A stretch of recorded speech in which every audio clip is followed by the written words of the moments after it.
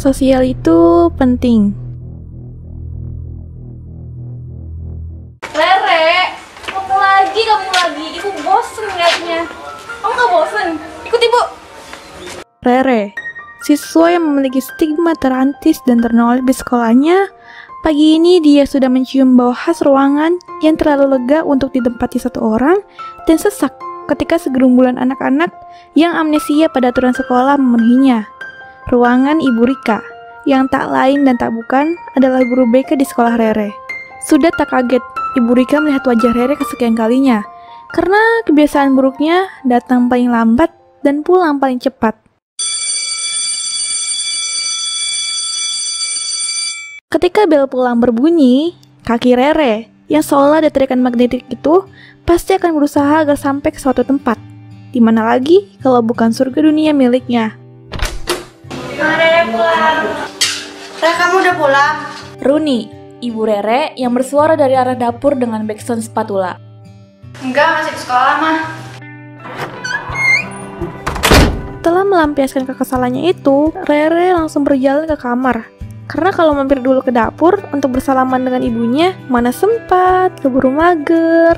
Di kamar yang tak terlalu besar, namun juga tak terlalu kecil itu, dengan sedikit pencahayaan dari jendela, Rere langsung mengecek benda pipi yang ia punya, lalu dibukanya YouTube, dan memulai kebiasaannya yaitu menonton segala tontonan yang disajikan YouTube.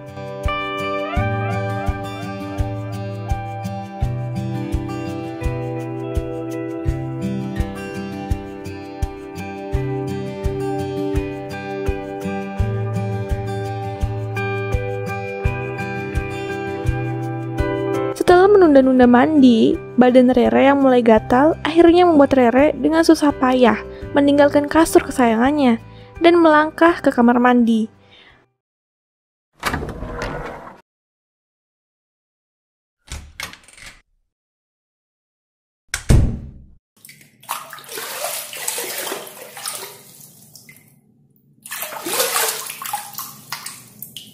Rere ini termasuk kategori orang yang jarang mandi. Namun kalau sudah mandi, bisa berjam-jam.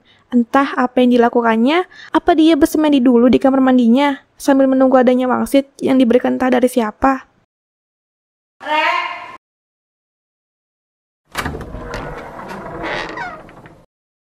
Kok kosong? Hilang mana tuh anak?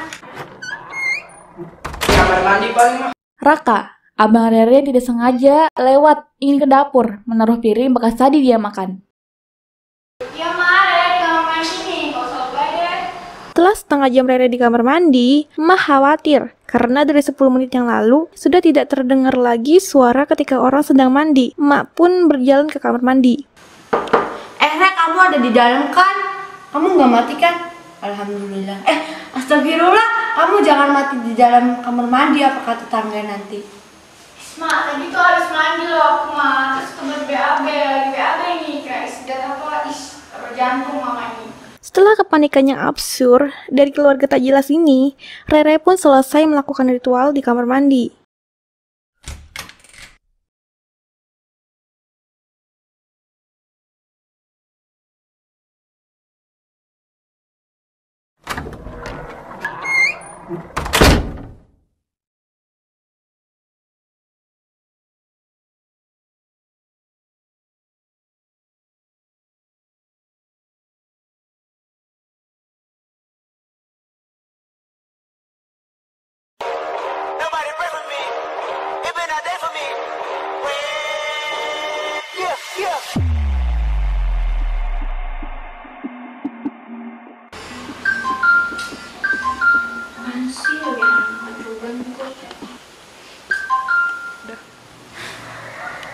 Iya PR, apaan lah, PR mulu, otak udah.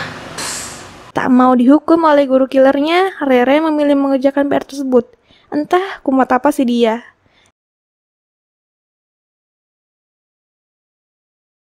Ia akhirnya mengambil buku yang hampir tidak ada tulisannya sama sekali itu. Dengan pulpen hasil curian saat dia bikin di kelasnya. Flashback story. Rere sedang menyapu kelasnya. Karena piket, jangan berpikir dia anak baik hati menyapu kelas tanpa disuruh. Piket sekarang saja dia harus ditahan-tahan dan diteriakin beberapa siswa di kelasnya.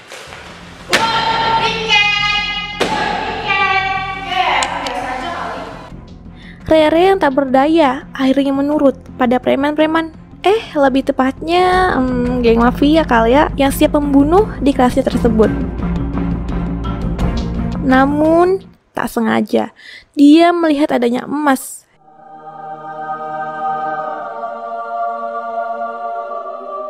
Ya enggak lah, ada pulpen yang sedang terkapar di lantai kelasnya. Wih, ada pulpen tuh. Pas banget, gue lagi butuh pulpen. Ambil aja kali ya. Jangan, Rek. Itu punya orang. Jangan diambil. Dosa loh. Alah, udah, Rek. Dengerin gue. Ambil aja gak apa-apa. Orang udah terkapar gitu kok. Jangan, Rek. Jangan dengerin dia. Istighfar. Dosa. Jangan diambil. Alah, udah, Rek. Dengerin gue aja. Ambil aja gak apa-apa. Ambil. Udah gak ada yang punya. Toh, kamu juga kan sering kehilangan pulpen kan? Ini gantinya.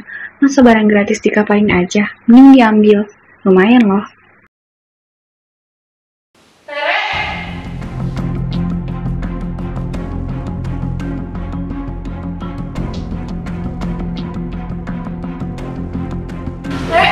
Ngapain kamu? Ibu mau produksi kamu.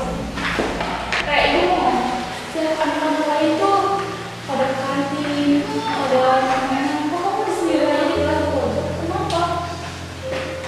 Kalau kamu berteman, bilang sama ibu. Ibu juga sedih depan novel loh. Meskipun kamu ibu ya 25 lah. Tapi kan ibu masih muda sedikit tuh, iya, kenapa aku kalah?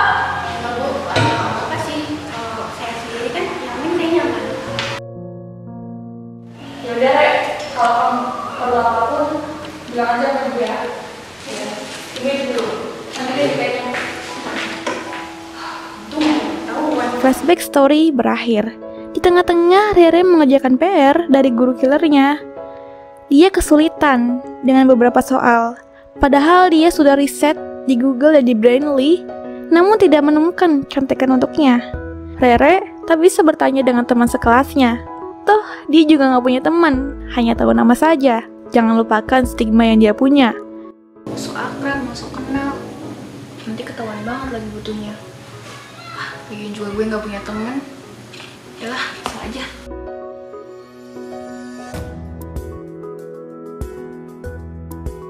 Setelah berabad-abad, akhirnya bel istirahat pun berbunyi. Sorak bahagia dari beberapa siswa terdengar. Rere pun bahagia, namun berbeda dengan teman yang lainnya, dia tak memilih berjalan ke kantin bersama teman-teman segengnya. Toh, dia gak punya teman. Sad sekali. Di saat teman-temannya bercanda gurau bersama, Rere malah lebih memilih menyendiri di tempat duduknya, pojok kelasnya itu, dengan ditemani playlist lagu-lagu favoritnya.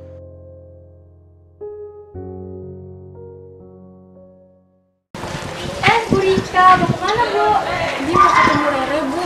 Mau ngapain ketemu Rere? Soalnya saya lihat tuh Rere kayak beda Bu dari yang lain. Sini yang mau mojok di kelas. Aduh udah deh, gak usah ngurusin siswa. Kita terus sebagai guru.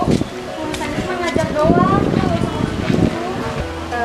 Bukannya begitu Bu. Sebagai guru tugasnya bukan hanya ajar aja Bu, tapi kita juga menjadi orang tua kedua bagi siswa di sekolah Bu. Saya ingin memaksa Rere buat cerita masalahnya ke saya, cuma saya pengen Rere nyaman belajarnya di kelas, jadi dia nggak mikirin masalah-masalah dia Bu. Tuh ya udah dah Bu.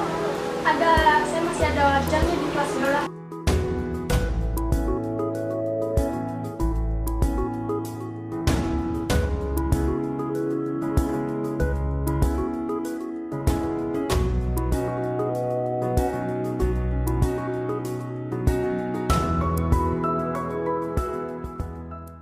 Siang pun berganti malam.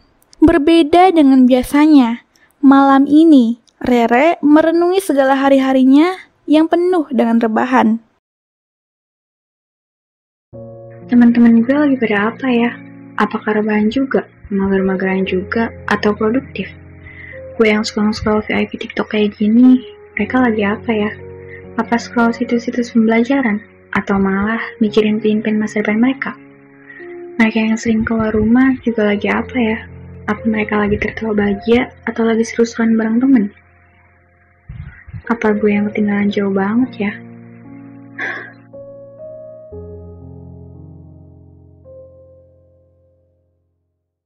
Di siang bolong ini, entah apa yang merasuki Rere. Rere akhirnya membantu emaknya melakukan pekerjaan rumah.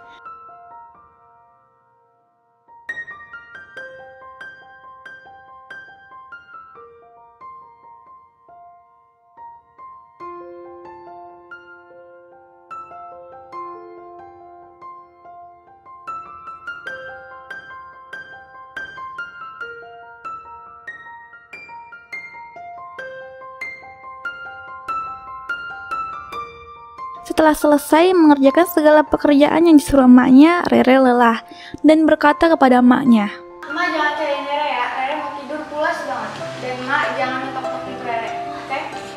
Siapa juga yang mau nyariin kamu? Biar banget sih.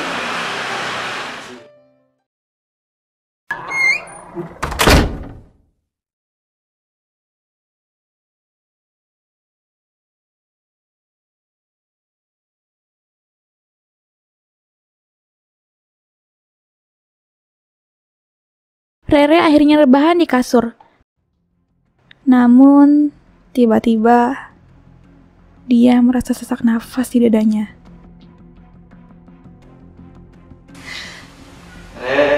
Sudah waktunya kamu pulang. Emang pulang kemana? Meninggalkan dia. Enggak, Rere masih mau hidup. Apa gunanya kamu hidup? Hidupmu hanyalah beban saja. Hidupmu tidak bermutu, tidak berfaedah. Enggak, pasti Emak nyariin Rere. Aku nggak mau ikut. Mari kita lihat. 1 minggu kemudian, bayangan itu pun menghampiri arwah Rere yang sedang duduk di dekat jasadnya dan berkata kepada Rere, Tuh kan gak ada orang yang mencari kamu. Ibu kamu aja yang nyariin. Abang kamu gak tahu kemana. Bahkan temen kamu, gak mau cari temennya. Re, bangun cepetan woi. Astagfirullahaladzim, apa sih ini? Tumben tobat. Jam berapa bang? Jam 5. Sholat Re. Untung yang tadi itu cuma mimpi. ucap Rere lega. Dia pun sholat subuh karena memang sudah terlanjur membuka matanya dan sadar jiwanya.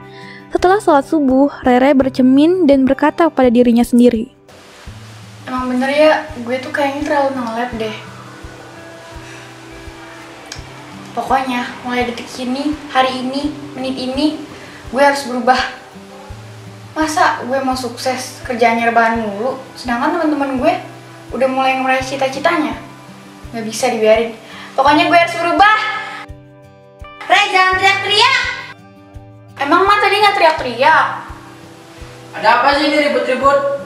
Udah mendingan kalian pada mandi terus makan. Mak udah masak tuh makanan favorit kalian. Oke, OTW.